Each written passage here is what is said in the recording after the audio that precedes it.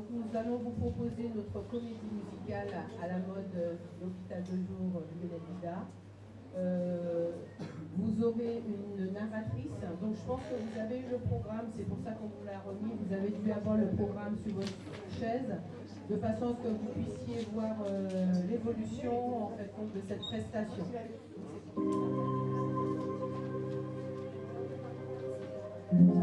Cette histoire se passe pendant le Moyen-Âge. Les gens du voyage viennent s'installer pour peu de temps dans la capitale française. À cette époque, l'amour était primordial et précieux. Le peuple était prêt à se battre pour conquérir le cœur de leur bien-aimé. Il est venu le temps des cathédrales, le monde est entré dans un nouveau millénaire, a voulu monter vers les étoiles, écrire son histoire.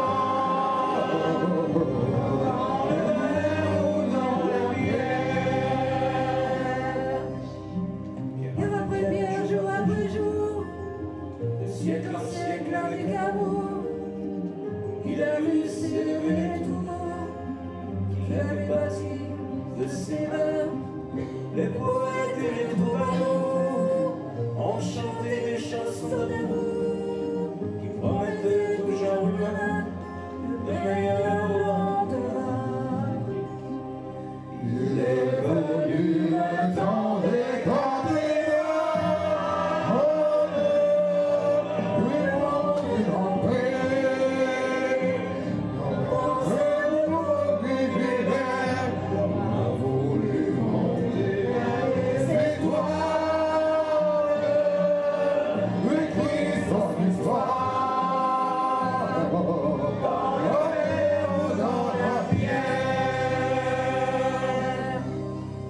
Il est venu le temps des cathédrales,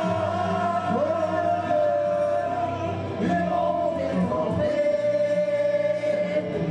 dans un nouveau millénaire, a voulu monter vers les étoiles, écrire son histoire dans le verre ou dans la bière.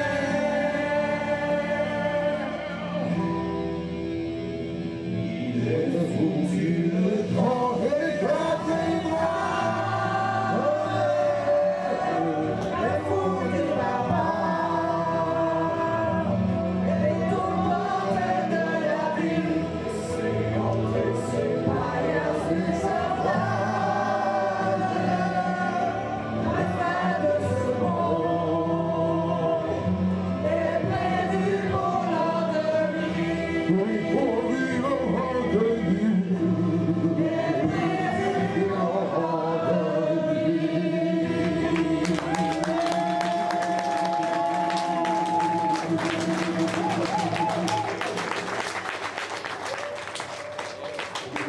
Se déroule sur la place de la cathédrale de Notre-Dame de Paris.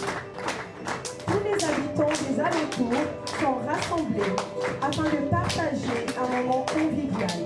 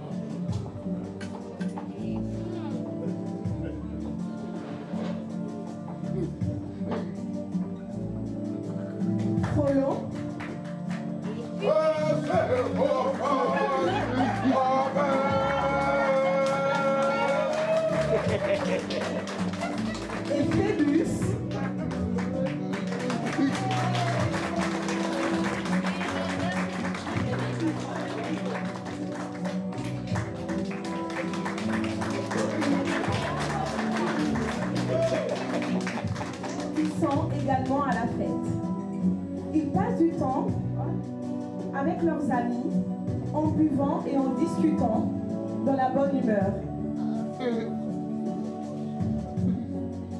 Puis une jolie femme appartenant aux gens du voyage fit son entrée en dansant gracieusement.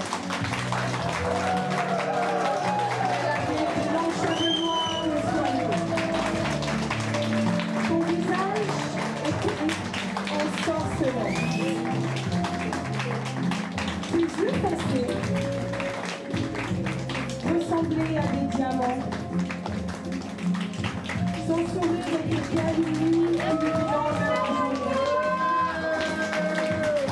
Ayant une belle silhouette, elle était splendide en tout point.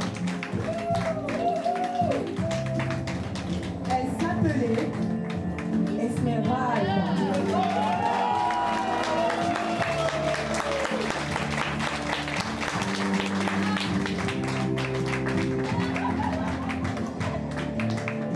À sa vue, la fête prit une autre tournure, car tous les regards étaient tournés vers elle, et la musique jouait au rythme de ses pas.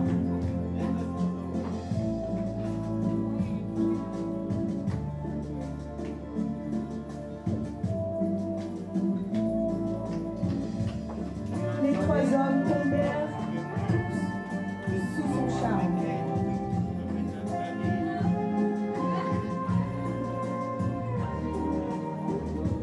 Chacun essayèrent de la conquérir.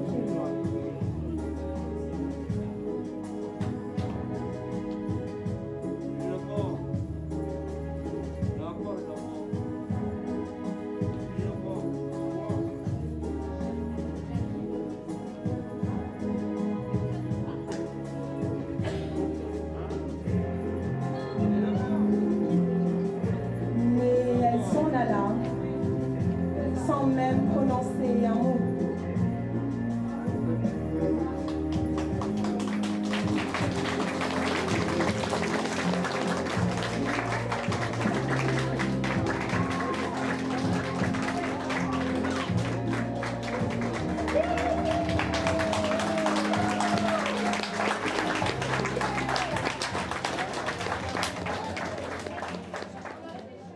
Le lendemain, les trois hommes se rencontrèrent par hasard sur la place de la cathédrale. Une violente dispute éclate entre eux au sujet d'Esmeralda, car ils veulent tous conquérir son cœur.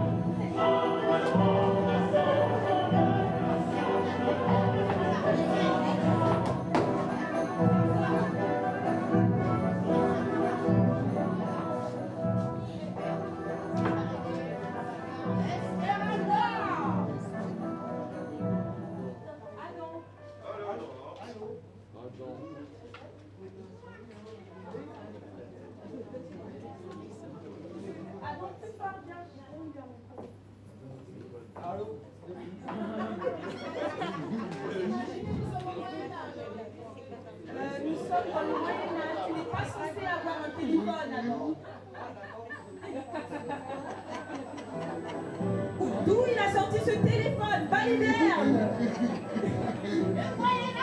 Au Moyen-Âge, un téléphone.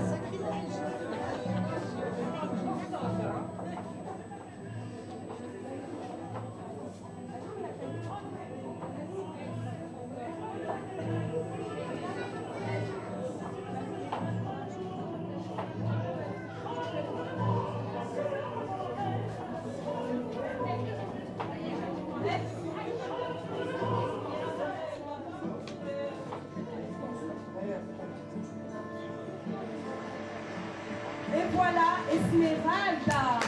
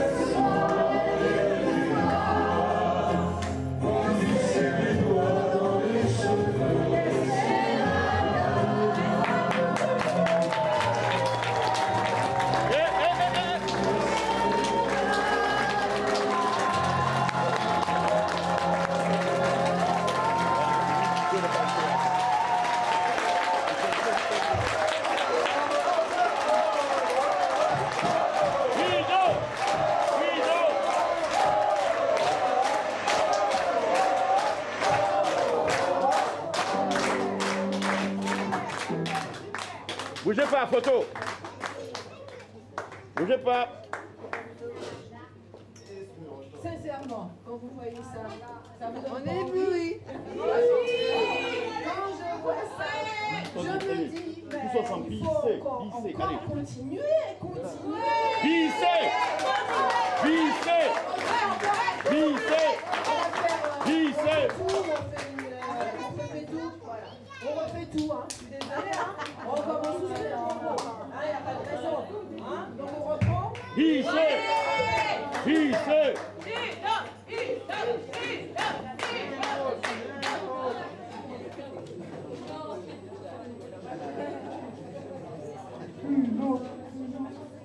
Bravo à tout le monde.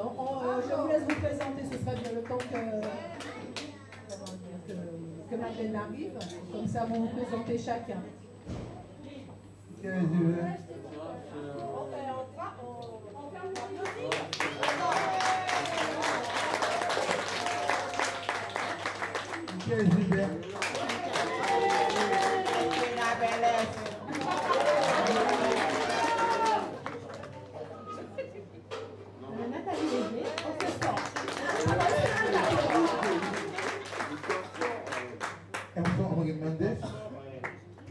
Photo.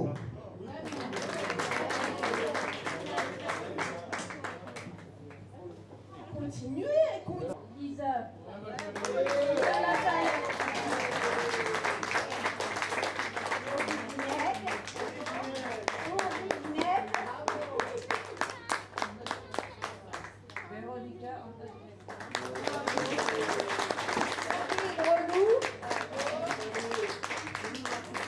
Andor, tadi modo.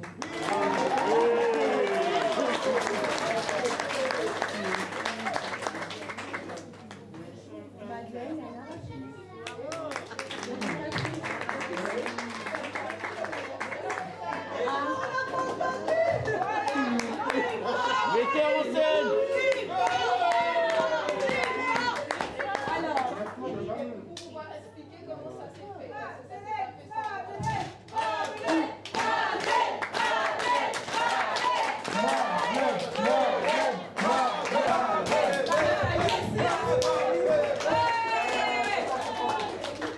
Bonjour à tous. Alors oui, je m'appelle Madeleine et je suis éducatrice en atelier, dans l'atelier Esperanza. Concernant ce projet, je n'aime pas trop parler, Madame Cardou le sait, mais je ne sais pas pourquoi Clélie elle insiste pour que je parle, donc je n'aime pas ça.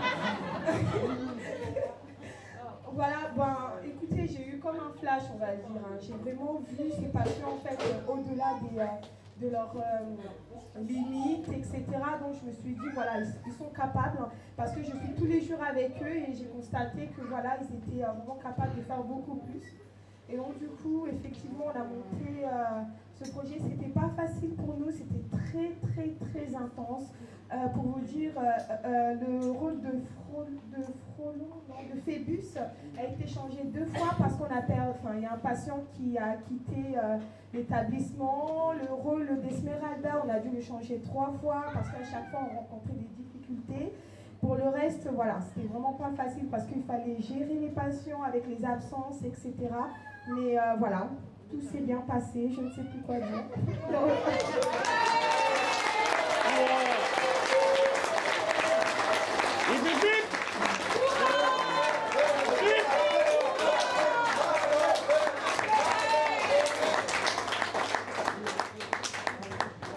Je tiens quand même à souligner l'implication en fait du personnel. C'est vrai que je suis, je le reconnais, hein, une directrice comment dire, exigeante. Bien des visages le confirmeront, mais je sais pertinemment que lorsque je demande un petit peu au personnel de sortir un petit peu dans leur zone de confort, ils sont toujours surpris eux-mêmes de ce qu'ils sont capables de faire. Et ça, c'est la preuve justement. Et pour monter ce projet, vraiment, Madeleine est venue me voir, je crois, début janvier, en me disant, Mme Cardou, je veux faire ça. Je lui dis, il n'y a pas de souci, hein. Moi je suis à part en fait contre le projet, donc je dis, il n'y a pas de problème. Vous le faites, vous le montez. Mais c'est vrai que vraiment jusqu'à aujourd'hui, on n'était même pas sûr de faire le Purple Day, parce que Madeleine, en fait, quand elle a eu un petit accident avec un patient qui voulait tomber dessus, donc elle était en arrêt maladie. Et donc je me suis dit, oh, c'est pas possible, on va arrêter ça et moi, ne pas faire le 26, le Purple Day, c'était très très très difficile. Donc j'ai réuni l'équipe, j'ai dit, que fait-on? On abandonne ou on n'abandonne pas? Et là, j'ai vraiment vu l'investissement du personnel et j'ai dit, non, on n'abandonne pas. Donc pendant que Madeleine était en arrêt de travail, les autres collègues ont pris le relais, ils n'ont eu de cesse en fait de répéter, de répéter, de répéter. Et preuve qu'il en est, après du travail, on arrive quand même à ce résultat. Et vraiment, je leur dis vraiment bravo. Bravo.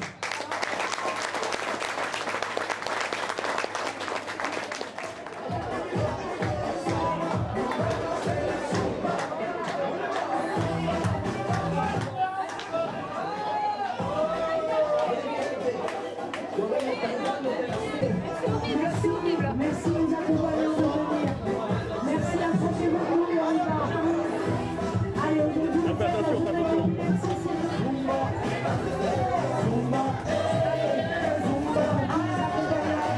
on vous attend. Allez, venez participer avec nous, venez fêter ça avec nous. Allez, on y va. Un peu de danse avec tout le monde. Merci, merci, merci, merci. Allez, approchez-vous de nous, c'est pour vous, j'ai dit. Allez. Allez, on y va. Merci d'être là. Merci.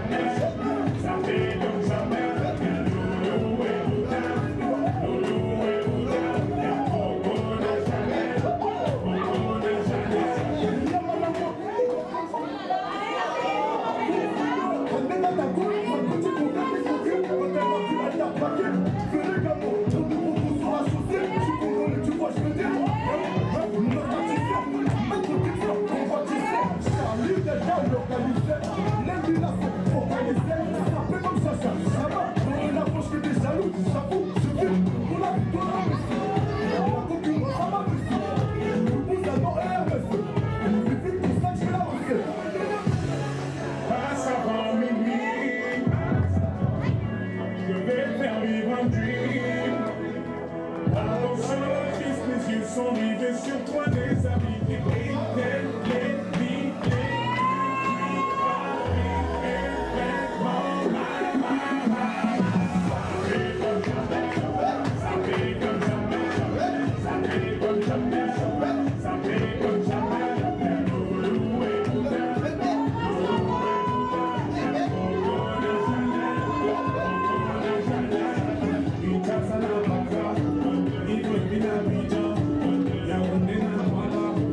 la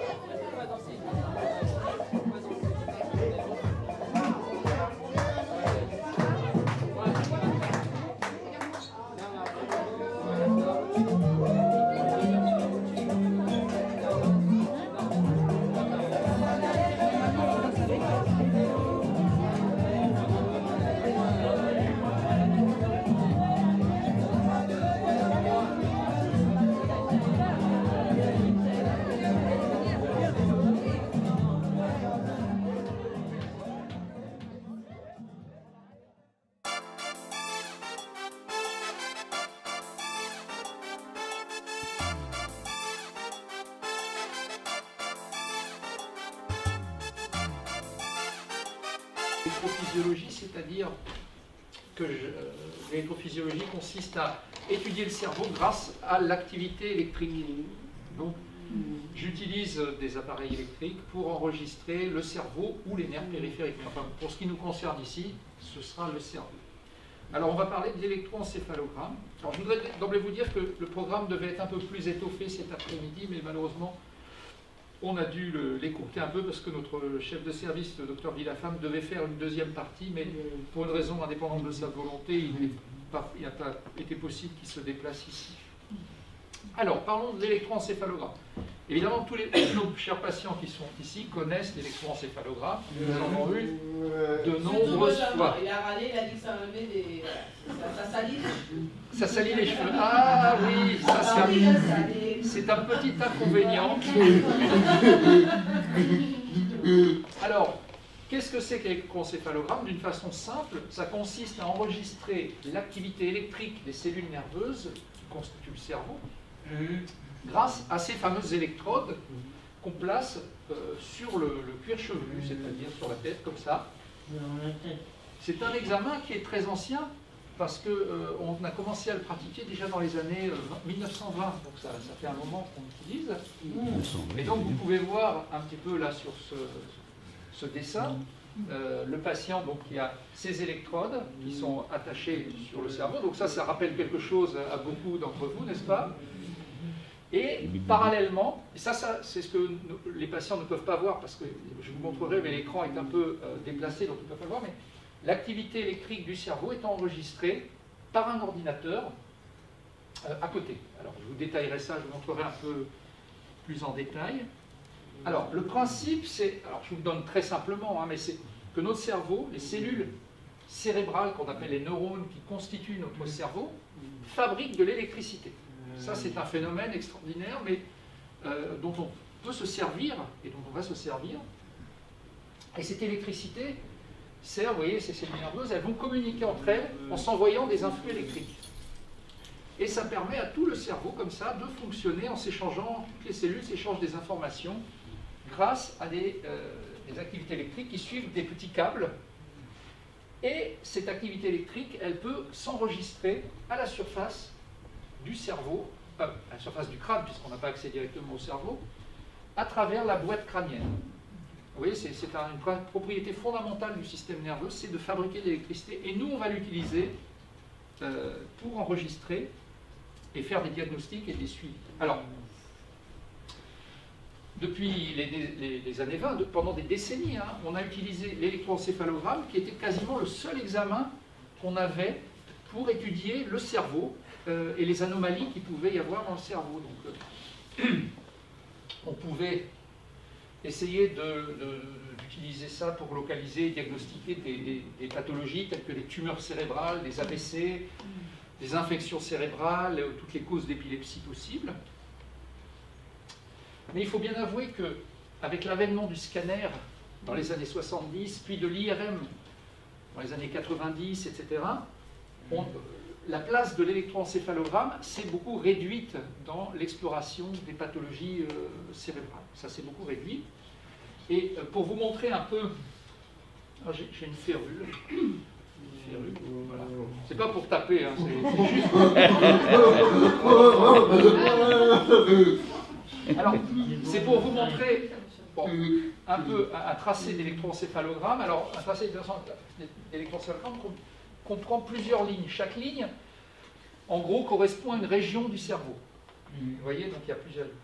Et ensuite, on peut, soit avec de l'expérience, juste en regardant ça, soit en utilisant une petite représentation simplifiée comme celle-ci, on peut mettre en évidence ces anomalies. Alors, je vous ai, par exemple, ce tracé comporte des anomalies qui sont principalement ici, mais on les enregistre sur quasiment l'ensemble du cerveau. Donc, c'est un examen qui n'est pas très précis. On ne peut pas dire qu'il y a une très grande précision. Si on compare avec une IRM, on peut voir beaucoup mieux une lésion cérébrale, sa forme, sa taille, sa localisation précise. Et quand on compare, l'EEG paraît quand même un examen beaucoup plus grossier que le scanner ou mieux l'IRM. Donc si vous voulez, pour faire certains diagnostics, l'EEG n'est pas l'examen très performant. Mais il a une qualité particulière, l'EEG a une propriété, c'est qu'il enregistre l'activité du cerveau en direct. Un petit peu comme vous le faites avec votre caméra, c'est à l'instant donné. C'est-à-dire, on enregistre tout ce qui se passe à l'instant donné. Contrairement à l'IRM, par exemple, qui donne une image fixe. On voit le cerveau, mais on ne voit pas comment ça fonctionne. L'IRM, on voit juste le cerveau. Et j'utilise cette image. Je dirais que l'IRM, c'est statique. Ça donne un plan.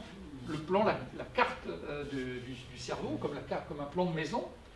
Et l'EEG, ça montre tout ce qui se passe à l'intérieur de la maison, toutes les activités. Dès qu'il y a un petit événement particulier, l'EEG va le voir, ce que ne peut pas faire l'IRM. Vous voyez? Alors par exemple, dans une maison, les gens vont se mettre à s'agiter un peu, peut-être même à se disputer, peut-être même à faire des activités de bricolage, n'importe quoi. Et ça, l'EEG, en quelque sorte, va voir ce qui se passe dans le cerveau. Et ça, c'est son avantage majeur. Et il le voit en temps réel, c'est-à-dire au moment où ça se passe, l'EEG l'enregistre. Alors, l'EEG est utile malgré tout. Je vous ai dit qu'il était moins performant que l'IRM pour certaines choses, mais il reste très utile dans le bilan des malaises, dans le diagnostic évidemment et le suivi de l'épilepsie. Alors là, ça nous concerne au premier plan évidemment. Ça peut être également utile dans d'autres pathologies, comme les comas. On utilise beaucoup l'électroencéphalogramme dans le suivi et le diagnostic des comas.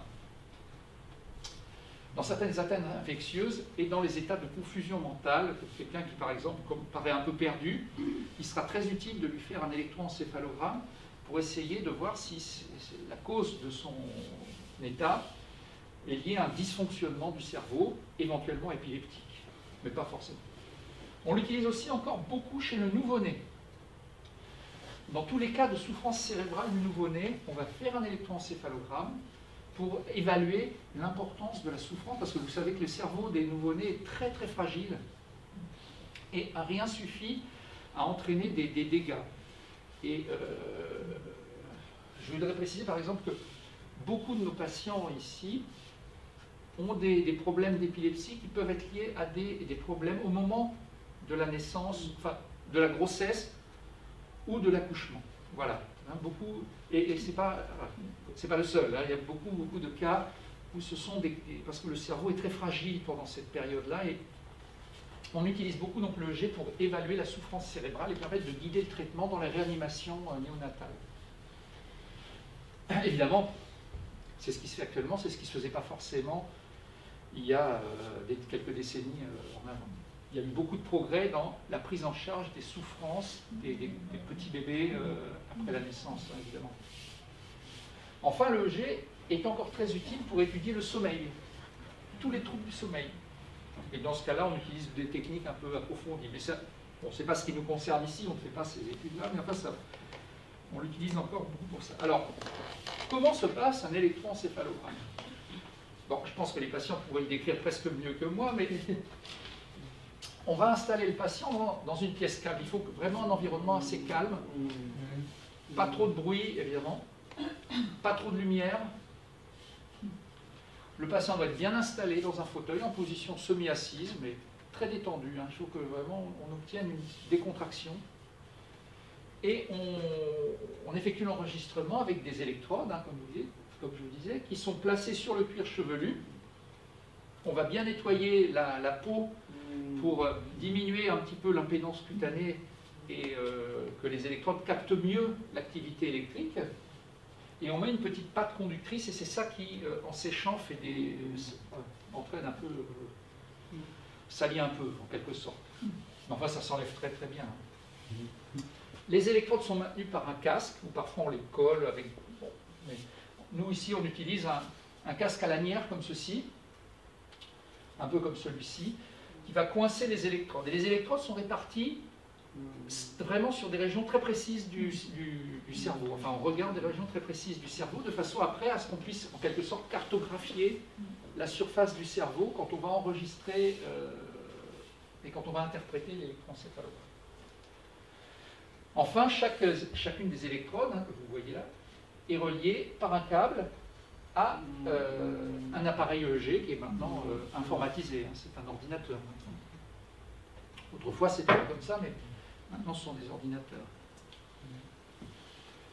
Alors, un EEG standard, ça dure une vingtaine de minutes, à peu près. Hein. Donc, on prend le patient qu'on installe confortablement, puis on lui dit de se détendre, de fermer les yeux. Et il faut qu'il soit dans un état de relaxation le plus complet. C'est bien ce qu'on vous demande, n'est-ce pas, lorsque vous faites l'électroencéphalogramme. Et on va, au cours de l'enregistrement, demander au patient effectuer quelques épreuves comme une hyperpnée. C'est-à-dire qu'on va demander au patient, et ça on vous le demande systématiquement, de respirer fort, profondément. C'est ça. Pas trop vite, alors on vous dit bien, pas trop vite, mais profondément. Des grandes respirations, comme ça. Pourquoi on vous demande de faire ça? Parce que cette épreuve peut favoriser la survenue de phénomènes épileptiques. Or, notre but, évidemment, c'est pas de provoquer des crises, c'est pas le but, mais c'est d'enregistrer les anomalies épileptiques, et donc on va se donner les moyens de les favoriser. Et cette épreuve-là est assez... Mais avant, oui. on nous demande de respirer fort. Oui, c'est ça, tout à fait, c'est exact. Alors on fait ça pendant 3-5 minutes. En général, on fait 2-3 minutes ici. Et ensuite, en fin d'enregistrement, je ne sais pas si vous vous rappelez, mais bien certainement vous vous rappelez, on fait une stimulation stroboscopique, c'est-à-dire des flashs lumineux qui sont à des fréquences de plus en plus importantes. Au début, c'est un petit flash, toc, toc, toc, toc, puis ensuite plus rapide jusqu'à des fréquences très importantes. C'est ça. Et dans les yeux, c'est ça.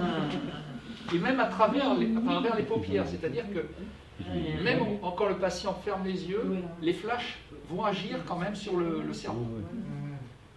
Certains patients comme... Non, vous n'êtes pas de ça. Ah bah... Désolé alors.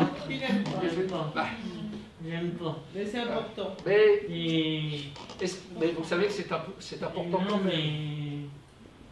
Vous voulez que je vous dise pourquoi? Oui. Bah oui, ma foi. J'aime pas faire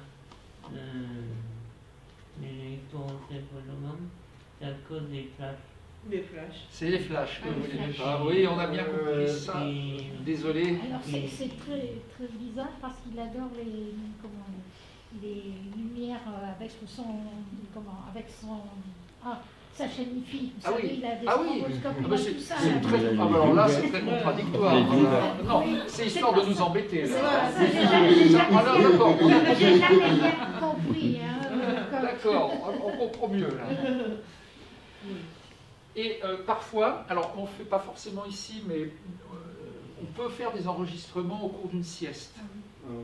La sieste, comme vous le savez, alors là, patients et familles savent que le sommeil favorise souvent les crises d'épilepsie. Hein. Beaucoup font des crises pendant le sommeil, et surtout c'est favorisé par les carences en sommeil, c'est-à-dire que la situation la plus défavorable, c'est avoir mal dormi ou peu dormi, et puis à ce moment-là, ensuite se coucher, et là, à ce moment-là, les crises peuvent se déclencher. C'est-à-dire que la carence en sommeil va favoriser la survenue des crises.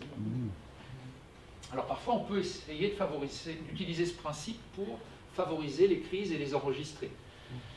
Enfin, on ne le fait pas ici, mais dans d'autres circonstances, ça peut être... Et parfois encore, ce qu'on peut faire, c'est un enregistrement sur 24 heures. C'est-à-dire que... 24 heures, oui, ça fait une journée. Une seule journée. Une journée. C'est-à-dire que les électrodes vont être collées et le patient, à ce moment-là, est en ambulatoire. C'est un petit boîtier, comme pour le cœur, hein, pour les holtères cardiaques. Oui. On peut faire ça, donc avec un petit boîtier, mais le patient, ensuite, il fait sa vie, il vit sa vie, hein, en quelque sorte. Hein, il ne reste pas dans la salle d'examen. Voilà un petit peu les principes. Alors nous, on utilise surtout cet EEG de 20 minutes ou plus long. On peut aller jusqu'à 1 heure. Hein. Alors, voilà comment ça se passe ici, à l'hôpital de jour. Ça, c'est notre salle d'examen. Ah, est-ce que vous la reconnaissez? Oui.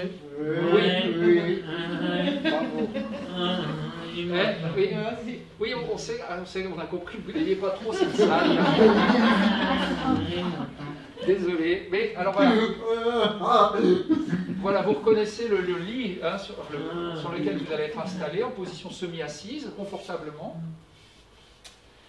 Alors, ici c'est la caméra. On utilise en fait aussi une caméra pour voir ce qui se passe éventuellement pendant les crises. Alors ça c'est très intéressant parce que, comme vous savez, famille et patients, il y a certaines manifestations qui peuvent survenir et on peut s'interroger, on peut dire est-ce que c'est des crises, est-ce que c'est pas des crises? C'est vrai, on se pose très souvent cette question. Ça peut être des crises d'anxiété, ça peut être des crises de colère, ça peut être des crises un peu bizarres, on ne sait pas. Et l'intérêt, c'est si on filme et qu'on enregistre le patient pendant qu'il fait un de ces événements, on peut, en regardant le tracé, voir si ça peut correspondre à une crise ou si ce n'est pas une crise d'épilepsie. Ça peut être une crise d'une autre nature, psychique ou ce qu'on veut, d'angoisse, tout à fait, ou de colère, ou je ne sais pas, enfin il y a des tas de causes, mais on peut voir si ces crises, et les symptômes sont parfois très curieux dans les crises d'épilepsie, donc il faut être très, très vigilant. Hein, très vigilant. Alors, donc on utilise cette caméra qui filme en même temps le tracé, enfin qu'on enregistre le tracé. Hein, c'est très intéressant. Alors ici vous voyez la boîte sur laquelle tous les fils du casque sont reliés. Hein, et c'est relié, alors on peut, je ne sais pas si vous le voyez, mais c'est une représentation de tête. Et les électrodes sont collées en fonction de la région, évidemment, qu'on enregistre. Hein. Donc on va essayer de cartographier la surface du crâne. Et ensuite, ces enregistrements sont transférés dans la salle d'à côté, qui se situe de l'autre côté. Là, ici, on voit l'ordinateur. Sur cet ordinateur, et là c'est la technicienne qui va faire l'enregistrement. Et ensuite, les enregistrements sont transférés sur mon ordinateur dans la salle d'à côté, où je peux les lire, les interpréter, voir les anomalies et taper le rapport. Voilà.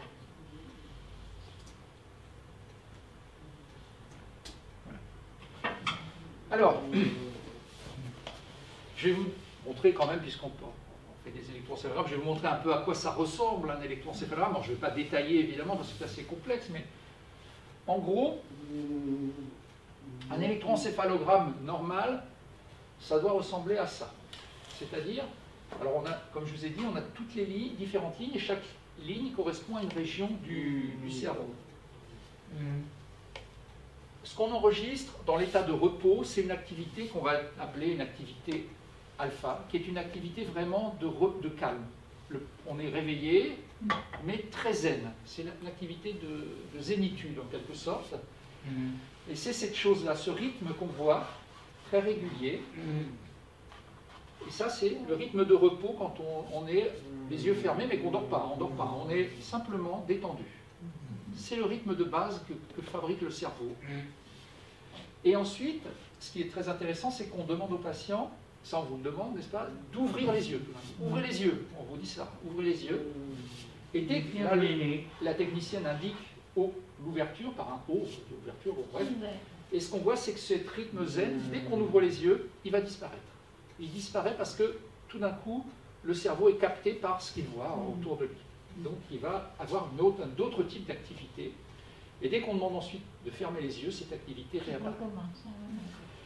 Bon, ça c'est le cas normal. Alors, pour vous montrer un cas différent, voici ici un tracé, vous voyez, ça ne ressemble pas du tout.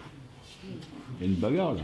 Alors, on voit que c'est très différent. Il est un petit peu difficile, enfin c'est un peu des montagnes russes en quelque sorte. Hein, ça monte, ça descend, il y a un peu de tout, on ne comprend pas très bien la structure. C'est une crise.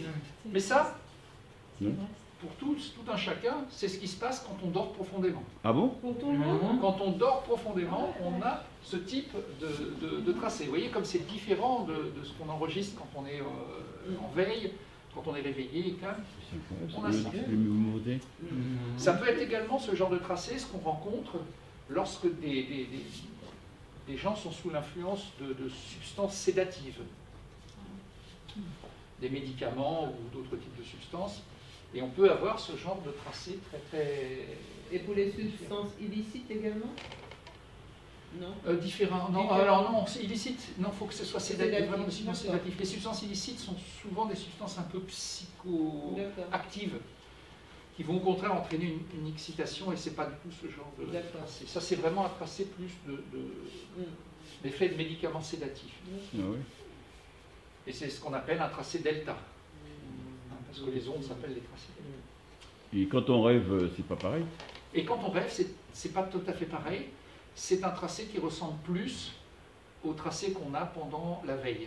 Ah. C'est d'ailleurs très curieux, parce qu'on a un tracé comme dans le sommeil profond, on a ça. Et vous savez que le sommeil, enfin, la phase de sommeil de rêve qu'on appelle une phase de REM, parce qu'on a des mouvements oculaires, ça va survenir brutalement à peu près dans toutes les 90 minutes. Donc on a un tracé comme ça et tout d'un coup ça va s'arrêter. On va avoir un tracé qui ressemble à celui un peu de la veille. Et ça c'est un tracé de rêve à ce moment-là. On sait que le patient, le sujet, tout un chacun, commence à rêver. Donc c'est un tracé encore une fois très différent.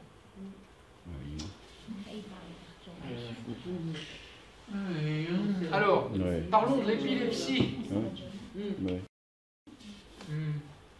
Voilà, l'épilepsie est caractérisée par une activité anormale du cerveau, et cette activité va produire ce qu'on appelle les pointes ou les pointondes. Et c'est ce qui va caractériser la maladie épileptique. Alors, pourquoi on appelle ça pointonde? Alors, voilà un tracé où on a des pointondes, et je vous ai agrandi la pointonde, on appelle ça pointonde parce qu'il y a une pointe, et puis il y a une onde. C'est-à-dire, en gros, on peut dire que la pointe correspond à une excitation anormale du cerveau, et l'onde, au contraire, a une activité où le cerveau va tendre à s'inhiber. Mais ça peut recommencer après. Alors là, on a quelques points d'onde qui surviennent sur ce tracé. Je vais vous montrer une autre pointe d'onde. Voilà. Voilà. Là, une petite décharge de pointe onde que je vous ai agrandi là. La petite pointe, la grande hyperexcitation, puis ensuite des phénomènes d'inhibition du cerveau. Le cerveau essaye de calmer l'excitation en faisant une grande onde lente. Ici, une représentation des pointes ondes sur le cerveau, et on voit qu'elles prédominent à l'avant du cerveau, ce qu'on appelle les régions frontales parce qu'elles sont derrière le front. Ça peut se compter en nombre de secondes ou pas? J'y viens. Oui. Alors voilà. Chez un patient épileptique, on peut enregistrer l'électroencéphalogramme pendant une crise ou en dehors des crises. Le plus souvent d'ailleurs c'est en dehors des crises, parce que si un patient fait une crise, c'est pas forcément au moment où il va être installé dans la salle d'examen. Sauf s'il fait une crise pendant l'EEG. Mais voilà, c'est ça. Mais beaucoup de nos patients ici, qui ont des épilepsies quand même assez sévères, qui font des crises très souvent, on arrive très souvent à les enregistrer pendant un EEG normal. Hein. On arrive à en enregistrer. Moi, ça m'a déjà arrivé. Certainement. Une crise pendant Oui, certainement. Oui, bien sûr. Et que je dormais,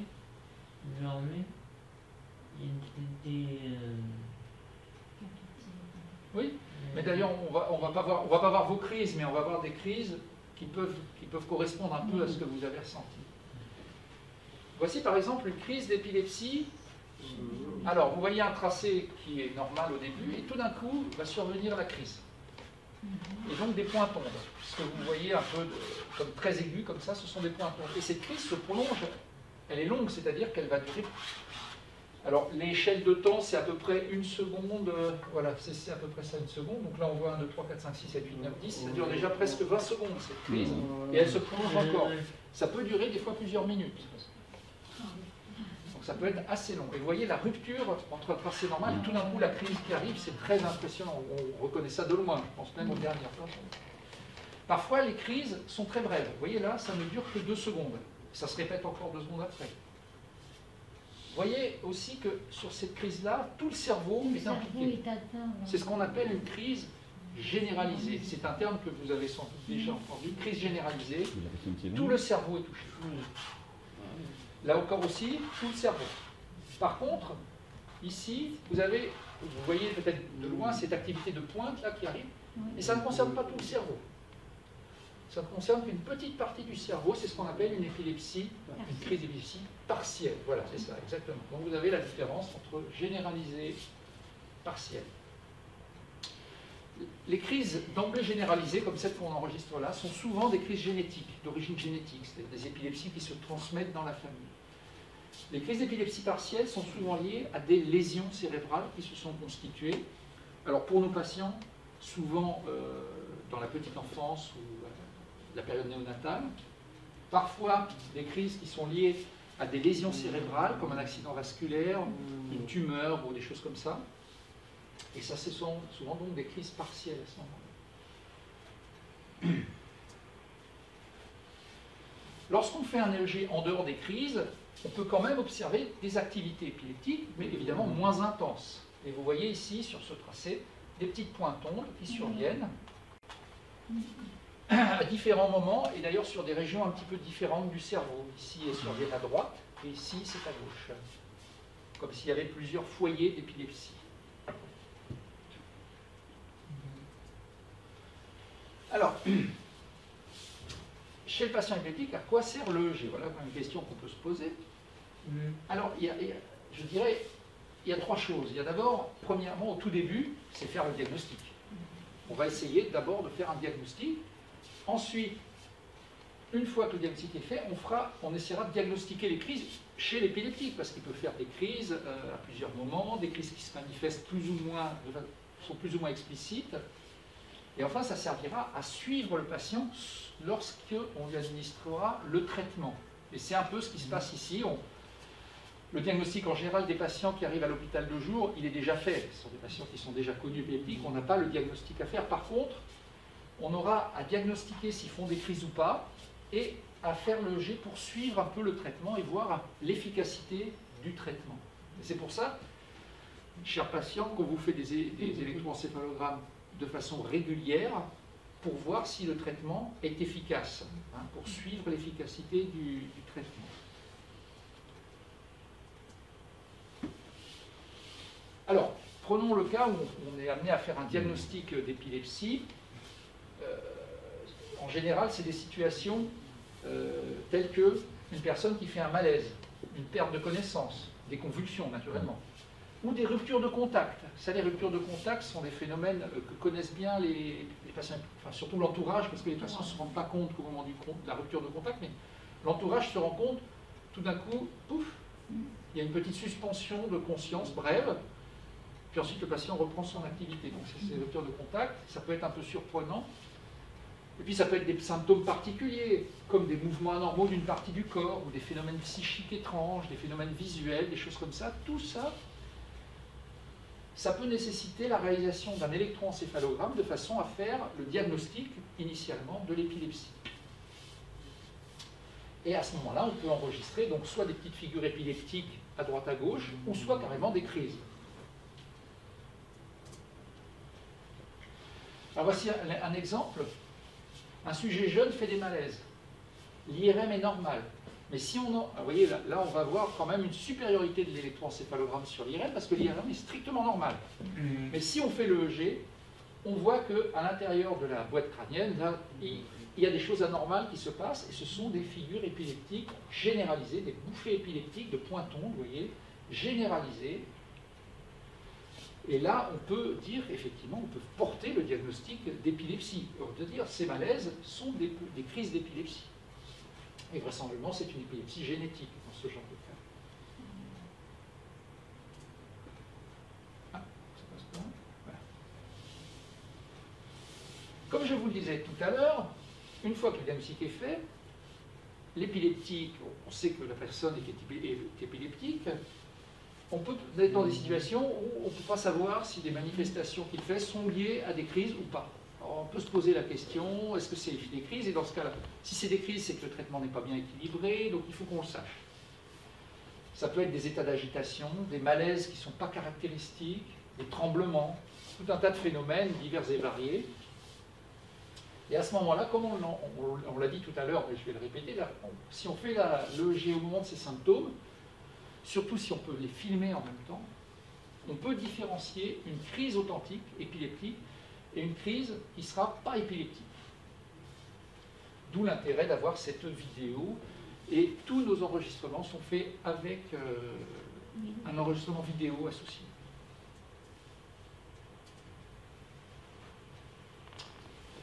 Alors, la limite de l'EEG dans le diagnostic d'épilepsie, c'est son instantanéité, c'est-à-dire que s'il se passe quelque chose au moment où on fait l'examen, tant mieux, mais s'il ne se passe rien au moment où on fait l'examen, on passe à côté.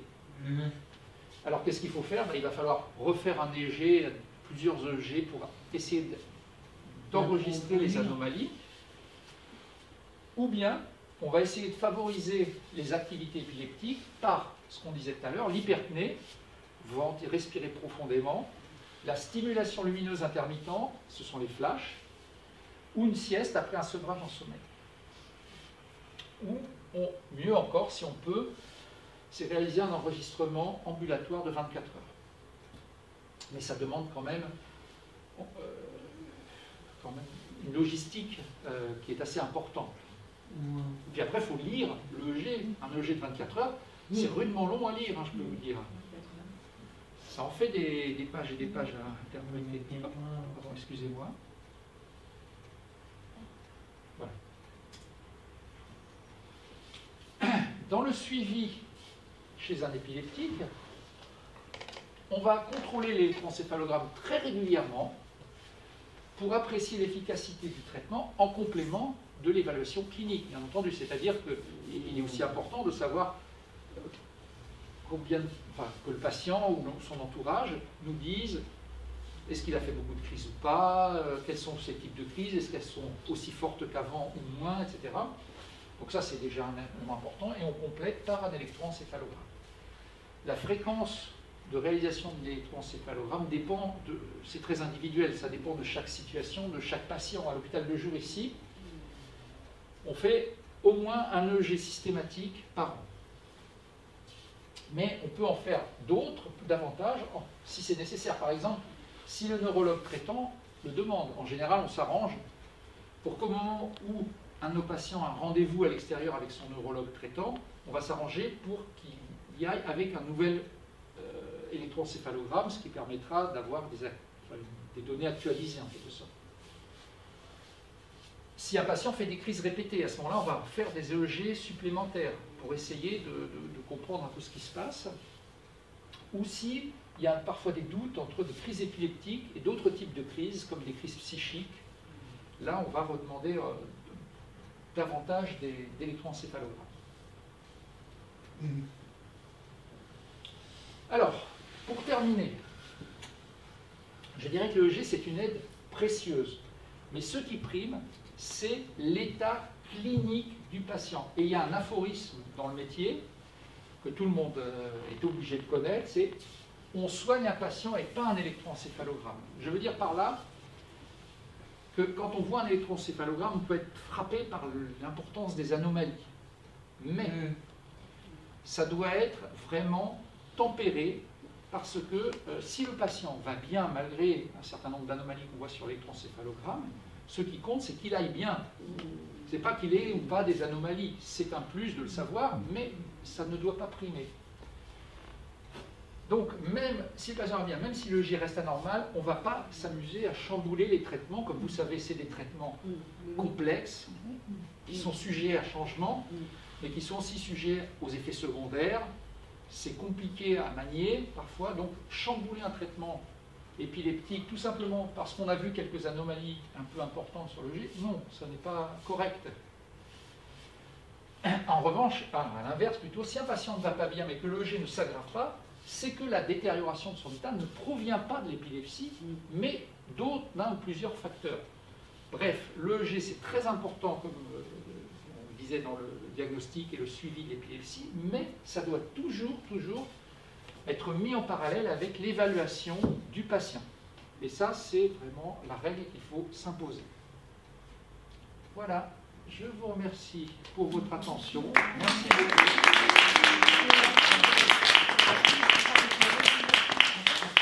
Avez-vous des questions? Oui. Alors, peut-être madame, puisque... Quand vous faites un EEG, est-ce que vous transmettez les résultats aux patients, à la famille? Alors, le résultat, le compte-rendu de l'EEG fait partie des bilans. Il est inscrit dans le bilan et dans ce qu'on communique effectivement à la famille. C'est marqué à un moment donné. Au médecin. Au médecin, éventuellement à la famille d'ailleurs si nécessaire.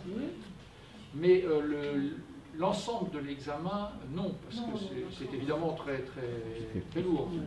Mais évidemment, ce résultat fait partie du bilan, du compte-rendu d'hospitalisation ou de consultation, de tout ce que vous voulez, qui provient d'ici et qui est transmis, oui, toujours. Et qui se trouve dans le dossier médical. Oui, bien sûr, ça fait partie du dossier médical. Donc c'est transmis, oui. Souvent, on le donne quand on va à une visite à l'amitié. Oui, Quand tout vous à allez fait. voir notre neurologue, Je vous avez l'ai le eu droit là, de en demander. Italie, j'ai eu son... Oui, c'est ce que je me disais, quand un patient doit aller en extérieur consulter un neurologue, son neurologue traitant, etc., on va donner vraiment toutes les informations à ce moment-là. Oui. Et on s'arrange pour en faire un peu avant, Oui. c'est mieux d'en avoir un récent, évidemment. Et ensuite, oui, on le donne, on transmet. D'autres questions? Oui. Vous aurez toujours des signes quand même qui montreront que le patient est épileptique, même si c'est quelqu'un qui est bien équilibré, qui fait Non, pas toujours. Pas toujours. Et il y a des patients, y compris ici, mais dont les EEG sont normaux. Ils restent normaux. Ça veut dire qu'effectivement, la bonne nouvelle, c'est qu'ils sont bien équilibrés, et ça veut dire que le traitement est efficace. Donc, mais évidemment, on peut simplement dire, voilà, le G est normal. Oui. On ne voit pas toujours ces anomalies. Comme je vous disais, on ne les aura que si on tombe dessus. Si au moment de l'électroencéphalogramme, il présente ces anomalies, là on les verra. Je vais poser une question, excusez-moi. Quand il y a une épilepsie partielle, est-ce qu'elle peut devenir plus... Elle peut se généraliser dans tout le cerveau? C'est tout à fait exact, c'est-à-dire ça peut commencer en un point, et puis s'étendre progressivement, ou rapidement, même en une fraction de seconde, à l'ensemble du cerveau. Sans que ce soit une épilepsie génétique. Sans que ce soit une épilepsie génétique. C'est ce qu'on appelle une épilepsie partielle, secondairement généralisée. Voilà. Alors donc les patients peuvent à ce moment-là faire des crises partielles, c'est-à-dire par exemple des atteintes d'une partie du corps, des phénomènes visuels, et puis ensuite, quand ça s'étend, ils peuvent faire une crise généralisée avec une chute, des convulsions, etc. Difficile pour le patient, même pour tout le monde, difficile de savoir le début, parce que le patient peut plus se rappeler qu'au début de sa crise, il a eu quelque chose, parce que la crise va effacer le souvenir, évidemment, sur une période, et l'entourage ne se rend pas forcément compte qu'il y a eu des symptômes juste avant. Si par exemple c'est des symptômes psychiques, il n'y a que le patient qui peut les dire. Mais le G, là, cet intérêt, c'est que si on arrive à enregistrer une crise complète, on verra qu'elle a un début partiel, et ensuite qu'elle se généralise. Oui, tout à fait. Oui. Une question. Moi, quand j'ai une crise, ça commence toujours comme ça, dans Oui. mon pouce, Tout à fait. et ça fait déformer dans la main, et ça monte dans le bras. C'est exact. Moi, ça comme ça. Bah, merci de préciser. C'est un exemple tout à fait caractéristique de crise partielle. Et on peut même dire à peu près quelle est la région du cerveau. Et c'est laquelle région alors? Oui, bah là c'est un petit peu la région à cheval centrale, ce qu'on appelle la région centrale, c'est-à-dire à cheval sur la zone motrice et la zone sensitive. Où les deux sont très proches l'une de l'autre sur une petite bande de cerveau. On peut dire évidemment que ça commence dans l'hémisphère droit, puisque c'est croisé comme vous savez. Oui. Et que c'est sur une petite bande, une petite zone qu'on appelle la région centrale du cerveau. Et après, bien sûr, cette crise peut s'étendre et prendre des proportions plus importantes. Ça arrive, bien sûr, un peu. Des fois, le pied gauche, qui se met de travers. Oui, c'est pareil, c'est la région motrice, mais cette fois-ci qui correspond au pied, qui va être hyperactive. Bien sûr. Ginette, vous voulez dire quelque chose? Ginette, oui. Dans ma chambre, moi, j'ai des bouffées de chaleur. Et puis ça monte aux yeux et à la tête. Alors, je voudrais savoir, comme ma copine Sabia, elle est dans le chambre qui voit ce qui se passe. Je ne dis pas à maman douce, dans ma famille d'accueil. Ils ne le voient pas tous les deux. Mais moi, après, quand je reviens à moi, ça me fait mal à la tête. d'accord, oui, bah, on a un exemple où ça pourrait tout à fait être une crise d'épilepsie ou pas. Comment Ça pourrait être une crise comme ça peut ne pas être une crise. Ça pourrait être aussi, par exemple, une crise de migraine. C'est ça. Une crise de migraine pourrait aussi donner une impression de chaleur, puis ensuite un mal de tête. Enfin. Donc là, on est dans une situation, comme un peu on avait évoqué, c'est-à-dire qu'il y a un doute. Donc l'idéal, ce serait évidemment de faire un électroencéphalogramme et d'arriver à enregistrer pendant que vous avez ces symptômes-là. Et là, on pourrait dire si c'est vraiment une crise ou si c'est ça m'arrive autre souvent, chose. ça. Oui. Dans ma chambre. Oui, je comprends. C'est pas forcément épileptique. Ça peut être épileptique comme ça peut ne pas l'être. C'est difficile de faire la part des choses tant qu'on n'a pas enregistré au cours d'un électroencéphalogramme des choses. Mais Il faudrait faire un truc de 24 heures, non? éventuellement, oui. Encore faut-il que ça survienne pendant les 24 heures. Mais si ça ne vient pas pendant les 24 heures, il faut... Enfin, après, ça peut être très long. Après, c'est très complexe. C'est souvent un peu, je vais dire, bon c'est vrai, dans ce genre de situation telle que Ginette vous l'avez décrite, c'est un peu la chance, il faut qu'on tombe dessus un peu par chance, parce qu'on ne peut pas le prévoir à l'avance. Donc on doit être aidé un peu aussi par le facteur chance. Il n'y a pas à attendre.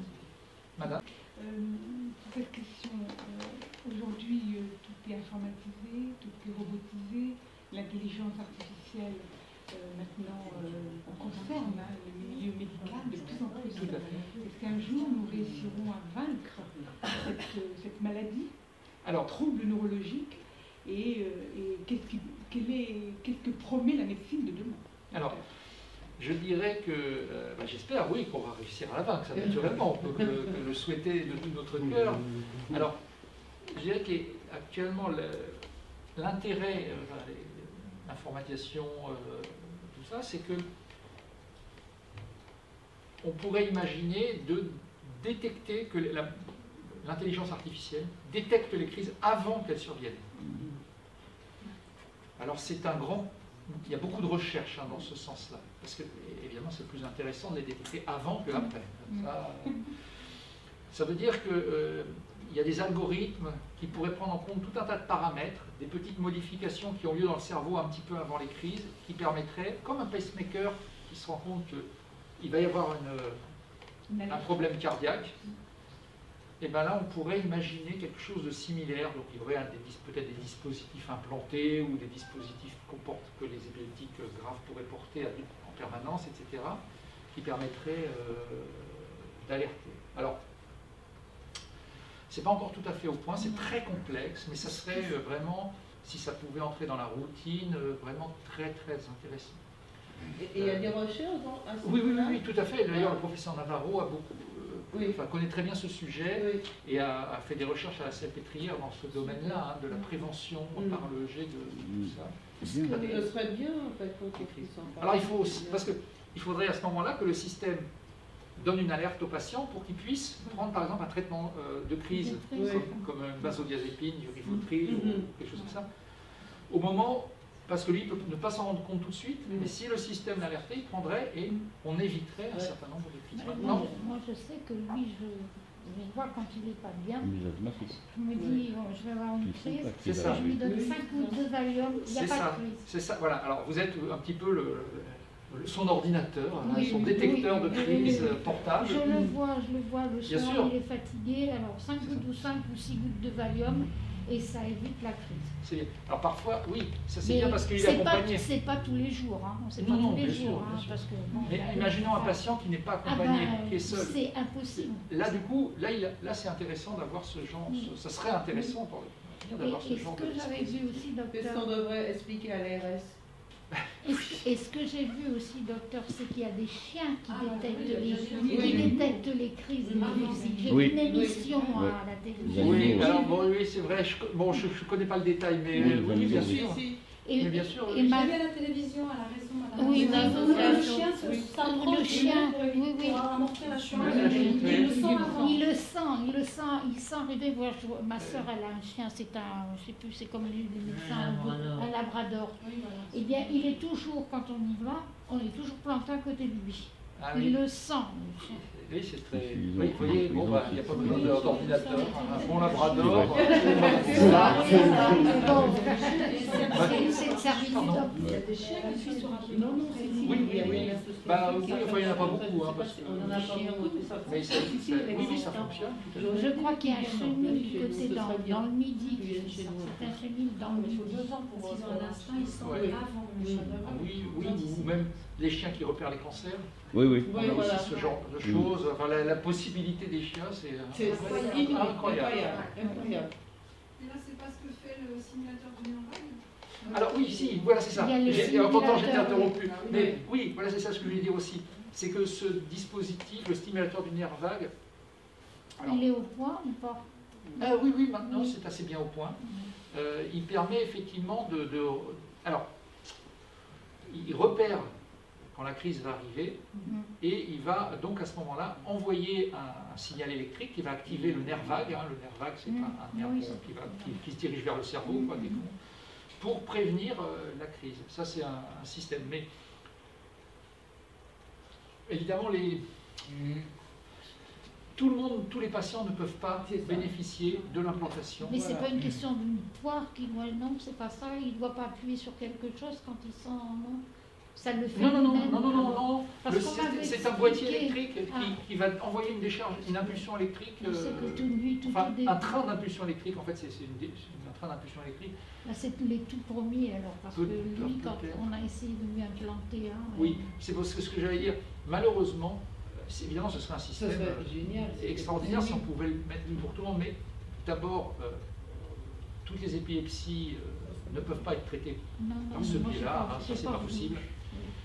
Malheureusement, et il y a certains patients chez qui ça ne marche pas. Il y a des fois aussi des problèmes techniques dans le sens où tout d'un coup ça ne fonctionne plus parce que ça s'est débricolé, ça peut arriver aussi. Enfin, c'est un système qui est très intéressant, mais qui reste assez imparfait, que malheureusement, et quand ça marche, parfait, mais tout le monde ne peut pas en bénéficier. Il y a un nombre assez restreint de gens chez qui peuvent en bénéficier. Et les épilepsies les plus rebelles, parfois on leur implante et on est obligé après d'arrêter parce que ça ne fonctionne pas ou ça les gêne plus qu'autre chose. Parce que ça a aussi des petits effets secondaires. Voilà, des petits effets secondaires sur la voix. Ça fait tousser, ça peut donner des choses, des petits effets secondaires quand ça. Voilà. Ça demande des réajustements aussi, au fur et à mesure. Ça fait comme le cœur, le truc du cœur, c'est un peu... Sauf que c'est un peu plus difficile d'accès. C'est plus complexe. C'est-à-dire l'électrode dans le cœur, bon, elle est placée à la proximité du cœur, bon, c'est pas un problème, c'est relativement facile d'accès autour du nerf vague, c'est-à-dire le long de la carotide, c'est le long de la carotide.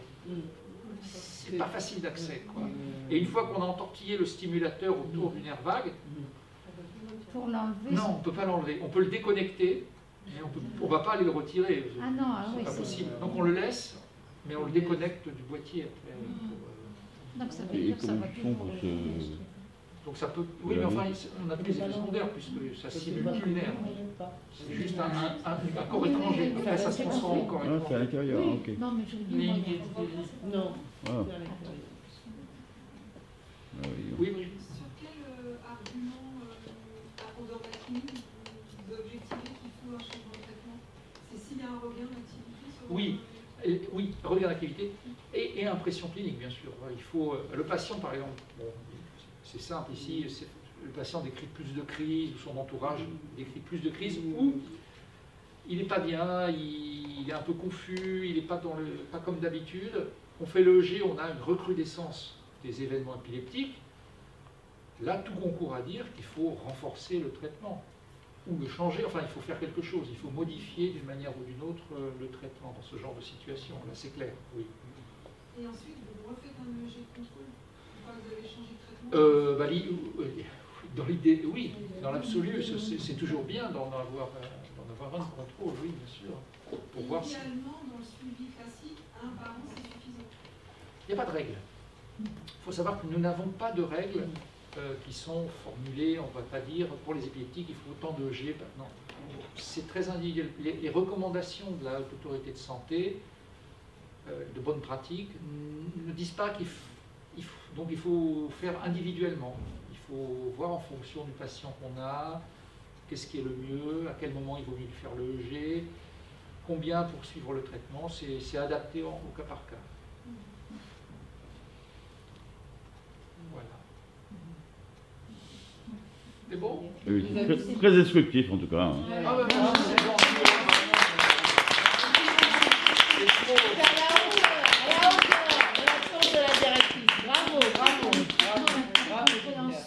Merci, bah écoutez, c'est très important. Merci, parce que je dirais c'est le principal. Voilà.